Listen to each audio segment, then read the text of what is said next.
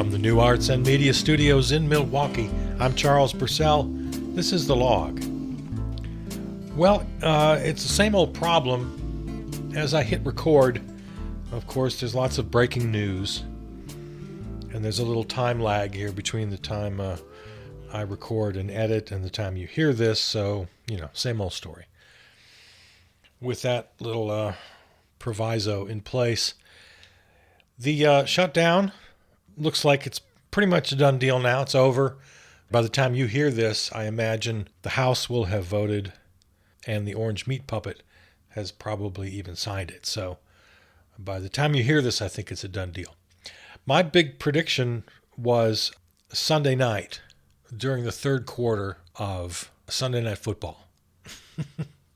That was my prediction. And I was pretty close to being right because that's when the 7 Democrats and 1 independent caved last Sunday night and put everything in motion. So it didn't actually happen in that moment, but I'll take credit for that win. Now, where I was wrong, I thought the Democrats were going to get the win. Boy, was I wrong. Man, that's maybe the wrongest I've ever been. So I got the timing pretty well right when it would be over, but the results, boy, man. Well, let's talk about that in a little while. I want to talk about, just get a couple things off the table first. Epstein. There was a release of like 22,000 emails today. It's funny. The Democrats released them on the Oversight Committee or whichever committee is doing this. And then a few hours later, the Republicans released like 20,000 more just to try to confuse the issue. And the Republicans, this is why I'm laughing, the Republicans accused the Democrats of cherry picking. 22,000 emails is cherry picking? I don't think so. No, I don't think so. Anyway, I've been saying this consistently about the Epstein files, and I am a lone voice, which means, I don't know, I'm probably wrong on this one too. I don't understand why I'm a lone voice on this, but let me give it to you. Everybody says release the Epstein files. I don't understand that. If the DOJ and the FBI investigate somebody, or a lot of people in a particular crime or racket, you don't release the files. That ruins your case. You can't disclose your case. If the people mentioned in the files are innocent, you can get in a lot of trouble. You can, and if they're guilty, you've blown your case by poisoning the well against them. You don't release files. No, you make charges. You charge the people who you think are guilty. You don't put it to a vote for the American people to decide. That's not how the justice system works. So this whole release the files thing, I've never understood. You want to bring these people to justice, releasing the files is the last thing you want to do. Because the second you do that, they can make their case in court that they weren't given a fair shake. And they'd be right. Whether guilty or innocent. So I've never understood this whole release the files thing. No, you want to charge the people in the files. I can't help but think it's just 100%. Well, it's righteous indignation. I'll give most people credit for that. Yeah, they're angry. Because it's pretty evident that heinous crimes were committed against children. And can't be having that. So the fact that no charges have been brought, except for Ghislaine Maxwell, who's sitting in a concierge private apartment with room service and a possible pardon on the horizon for her. Yeah, get angry about that. But no one else charged. None of the men, none of the rich, powerful men. So yeah, there's plenty of righteous indignation to have. But if you really want them to meet justice, then releasing the files is the last thing you want. You want them to be charged. And all this yelling about release the files is at this point just pure politics. Because, yeah, everybody hopes and thinks that the orange meat puppet is going to be in there somewhere. We'll finally get him. No, nobody wants that more than I do, but this is not the way to do it. Aladita Grijalva, the representative from Arizona, has finally been sworn in after 50-plus days, where MAGA Mike Johnson refused to swear her in because she was the last signature on the discharge petition, which will force a vote. There again, here's something else that nobody ever really mentions. All that does is force a vote. Okay, good. It puts everybody on the record. That's always a good sort of political move. Puts people on the record. But that's all it is, a political move. It's not going to get the files released. Because even if the House passes, then it has to go to the Senate. It has to pass the Senate. And then it has to go to the president for his signature. You know, I'm just a bill. Yes, I'm only a bill. You know how that works, right?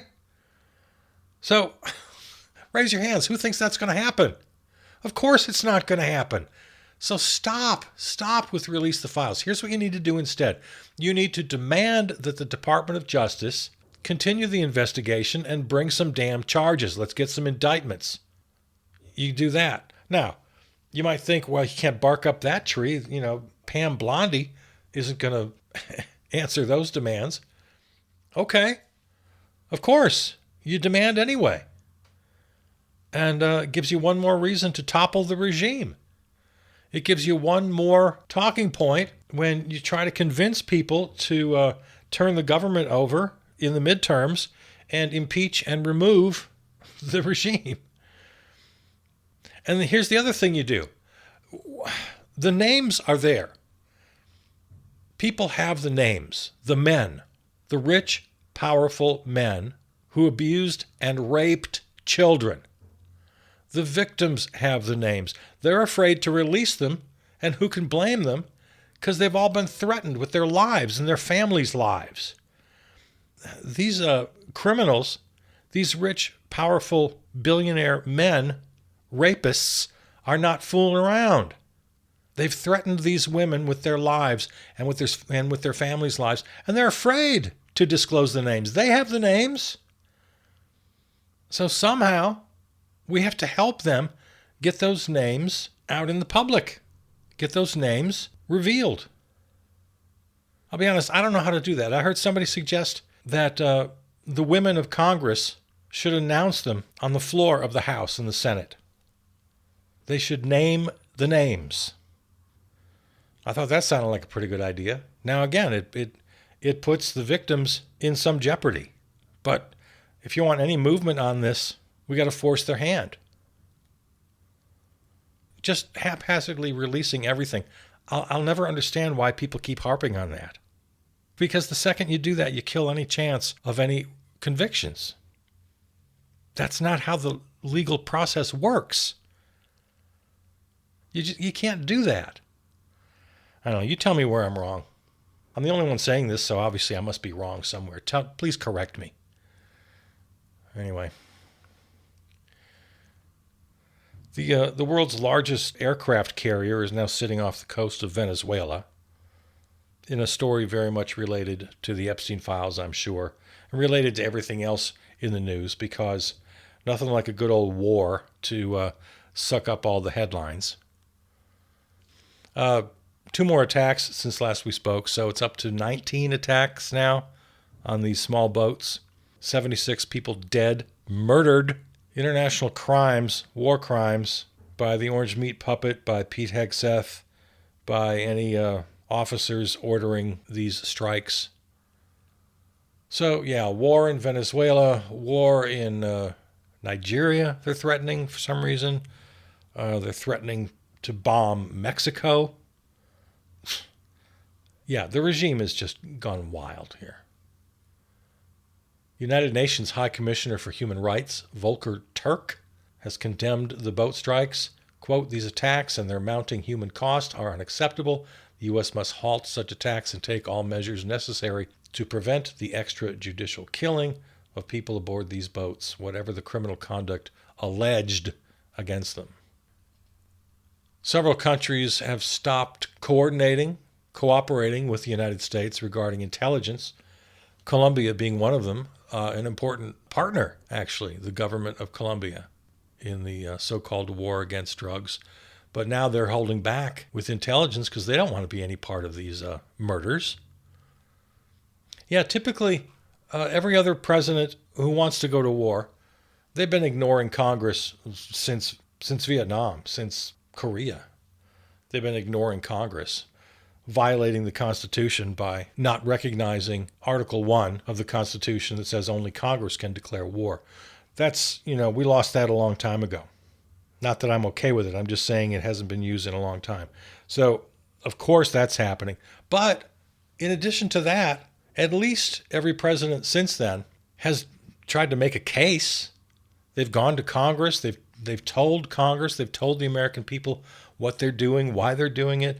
They try to create alliances. They get different nations together to agree that this is something we should do, especially nations in the region. There's none of that. It's just the meat puppet and his little cosplay Department of War Fox host Pete Hegseth and a few sniveling sycophants in the White House, just deciding that we make war. We're tough guys. Yeah, so Colombia is out. United Kingdom has suspended sharing some intelligence with the Pentagon because of these strikes. Canada, the Netherlands has restricted sharing information with the U.S. So not only are they not creating alliances, there are countries lining up against us. Yeah, we gotta topple this regime. That's all there is to it. But not before I get my $2,000 tariff bonus check. Boy, I'm excited about that. Aren't you excited? You're going to get $2,000. Wow. So exciting. Now, my question is, will I have to return that $2,000 after the Supreme Court rules against his ridiculous tariffs? Will that $2,000 they've given me have to be clawed back, as they put it? What a bunch of nonsense.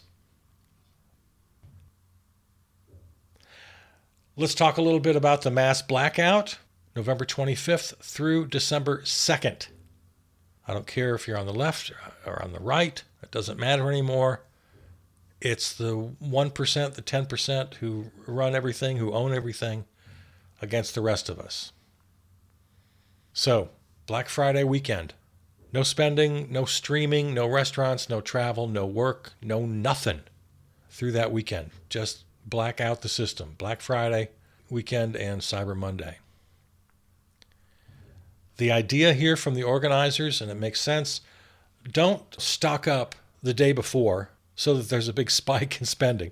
No, between right now and Black Friday, you just need to, a little bit, day by day, get what you need. So make sure you're covered for that long weekend so you can actually take part. So little by little, day by day, so there's no big spike, get what you need. Please, please, please avoid corporations at all costs.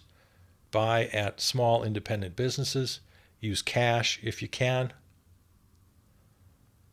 Now, there are other events and organizations who are all coming together at the same time. One being the People's Sick Day. The People's Sick Day, nationwide. So you want to call in sick or call out sick? That's one of those cases where call out and call in mean the same thing. So as an organized protest here, we're asking that you call out sick. No work.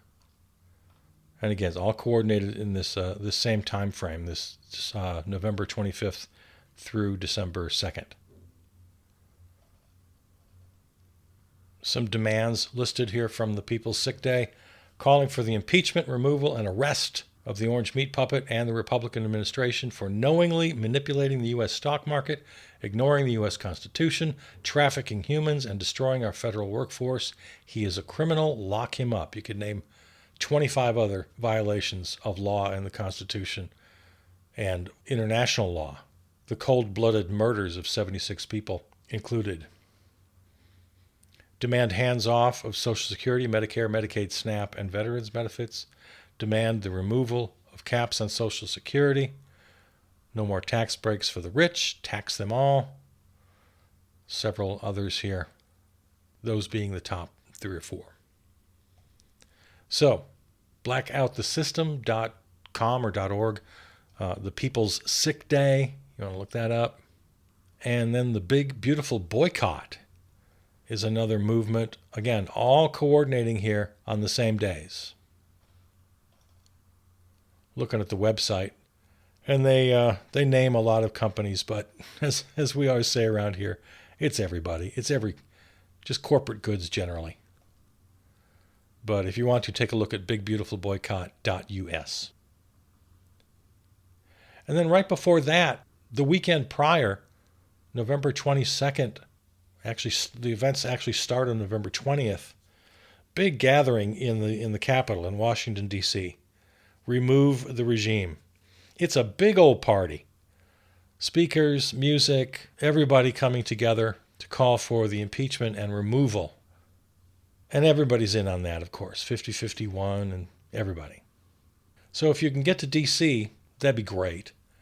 I haven't heard that there are any other events happening around the nation, but maybe there are. Check with your people. I have to say, now that the shutdown is finally going to be behind us, I've been pretty annoyed at how airlines and canceled and delayed flights have been almost the top story leading the corporate news every night. I found this very annoying. It's so indicative of this sort of tunnel vision that we have in this corporate bubble. Because I don't even remember the last time I flew anywhere. I don't fly. Most people don't fly. People don't fly. Yeah, I know. Yeah, thousands of people in these airports. You see the video every night, and you hear about millions of people being there are 350 million people in this country, right? Or 340 something. But the problem we have is the people who fly several times a week, the people who need to do it because that's their job, they have the kind of job that requires that, or they have the kind of money that affords that. They can just jump on a plane whenever they want to. These are the people who make the rules. These are the people who run things. The media we see, and the people who make the media we see, do not reflect the majority of Americans. You got to remember that. Every talking head you see on television is in either the top 1% or at the very least in the top 10%. Most of them are in the top 1%, many of them in the top 0.1%. What you see in media is not us. Corporate leadership and corporate media are of, by, and for themselves. They're not of, by, and for the people. It's amazing to watch them in their little interactions with each other. How unaware, how clueless they are. Just completely unaware of the water they're swimming in, of the air they breathe. They're just in this self-interested bubble. They're part of the bourgeoisie, as Marx would call them, or the petty bourgeoisie. The people who own everything, and then the people who work for the people who own everything. And then even one level down, Marx called the labor aristocracy. So those are people who work for a living. But they're doing pretty well because they bought in. They're working for those in power. That's not most of us. And flying is a perfect illustration of this. I looked this up. 10 to 15% of Americans have never flown once in their entire life. Over half of us, approximately 60% of us, did not take a flight in the past year. Most of us have not taken a flight once in the past year. And yet it leads the news every single night. When you look up the average, it'll tell you that The average American takes 1.5 flights per year. But average is always a really bad way to look at the truth, because there's that small number of Americans who take several flights per week. They're flying constantly. As I said before, either they have the kind of job that requires it, or they're just on a plane, like the orange meat puppets on a plane every week to Mar-a-Lago at taxpayers' expense. So yeah, that 1.5 times per year for the average American is completely misleading. Most people don't fly at all. And I'm harping on this one area because it is just a perfect illustration of the economic strata, the hierarchy of income and wealth distribution. Most of us are paycheck to paycheck. Most of us have no disposable income at all. Most of us are one major illness away from bankruptcy. And yet the people who get the attention from Congress and the people we see constantly force-fed into our feeds, in our news media, even in popular culture, in movies, etc., they're all the top 10, if not the top 1%. So that was one of the more annoying aspects of the shutdown for me. All this hand-wringing and pearl-clutching about people missing flights. Come on. Let's get the proper perspective on who and what we are as a nation. Well, I suppose before it's too long in our rearview mirror, I should give you my take on the end of the shutdown and the caving of the Democrats. You know damn well that Schumer and pretty much the entire Democratic caucus wanted to do what the 8 senators did. They all wanted to cave. They just let the 8 do the dirty work, the 8 who are not up for re-election, which obviously is no coincidence. Bernie said at one point in an interview recently that maybe 8 or 9 senators out of the 43 who caucus with the Democrats, maybe 8 or 9 he would consider progressive. I think he's being pretty generous. But let's say Bernie's right about that. So all of the Democratic senators, to me, this is just as plain as the nose on your face. They all wanted to cave from the very beginning. They were only standing firm because the voters gave them no choice. The base of the Democratic Party is in lockstep with fighting to the end. So this is what we always say. You got to give the lawmakers no choice. You have to force their hand. They'll never do the right thing on their own. We have to force it. None of them wanted this. They all wanted to cave, all but the maybe 8 or 9 that Bernie mentioned. See, this way they can have it both ways. They can tell their voters that they fought for them. Oh, they fought so hard. And then at the same time, cave to the repugnance. They can have it both ways. They all wanted it. So it was an obvious, at best, a wink and a nod to the 8, or just an outright backroom scheme, which is even more likely, I would say. Now, the silver lining is what I just said. It proves that your pressure works. Not one senator up for re-election dared to cave, even though they wanted to. You know damn well they wanted to.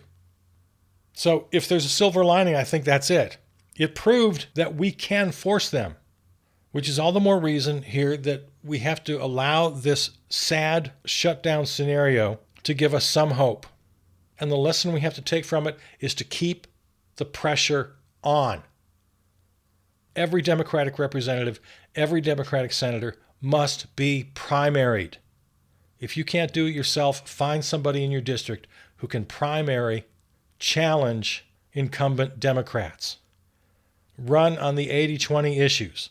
Run on demagifying government, including impeachment and removal. Run against corporate money. Run against Israel. I think the shutdown reinforces this idea. I mean, make no mistake, this was the establishment Democrats, this was the corporate Democrats putting their foot down.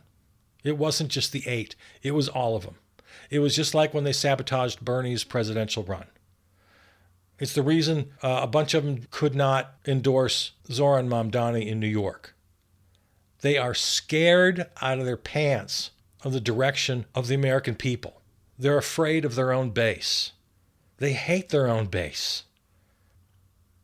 At this point, saying corporate Democrats is just redundant. A corporate Democrat is just a Democrat. They hate Mamdani. They hate Bernie. They hate you. They hate their voters. But they think this is a big political win. Oh, we fought for you. And they put health care and affordability on the front news burner. Oh, look what we did. It's a political win, they're saying. Just like always with the Democrats, with the establishment corporate Democrats. It's all politics all the time. It's all promises all the time, and never a delivery. Never. Not only do they fail to deliver, let's get this straight. They're not failing to deliver. They don't want to deliver. They don't want what you want. They don't want what their base wants. They don't want universal health care. Your Democratic representatives in Congress, except for a handful. They don't want solutions that go against their corporate donors. No, they're not failing to deliver. They're choosing not to deliver. And this cave, this 8-senator cave to end the shutdown, is a crystal clear indication. Others are jumping on our bandwagon, which makes me very happy.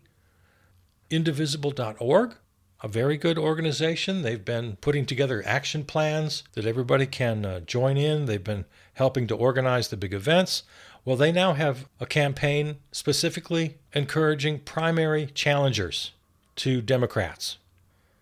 Indivisible2026.org. Indivisible2026.org. Check it out.